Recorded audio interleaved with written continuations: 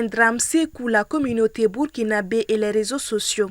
Alain Christophe Traoré, alias Alino Fasso, influenceur bien connu, est décédé en détention à Abidjan en Côte d'Ivoire. Son décès, survenu le jeudi 24 juillet 2025, a été officiellement attribué à un suicide par pendaison par les autorités ivoiriennes dans un communiqué du procureur d'Abidjan en date d'hier dimanche. Rappelons que Alino Fasso avait été interpellé le 10 janvier 2025 à Abidjan.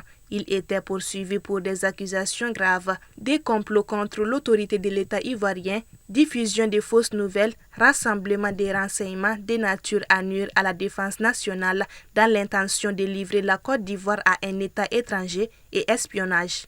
Ces accusations avaient tendu les relations entre le Burkina Faso et la Côte d'Ivoire, le gouvernement burkinabé ayant même qualifié l'arrestation de tentatives de diaboliser le pays.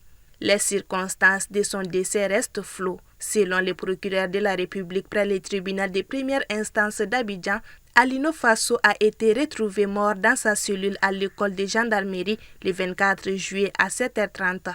Les conclusions du médecin légiste indiquent qu'il se serait pendu à l'aide de son drap de lit après avoir tenté sans succès de s'ouvrir les veines du poignet.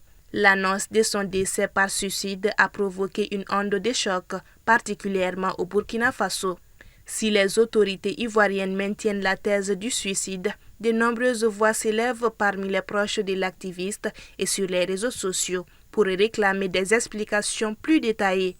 Des interrogations subsistent quant aux circonstances exactes de sa mort, certains se demandant comment un détenu aussi exposé politiquement aurait pu mettre fin à ses jours sans alerter personne.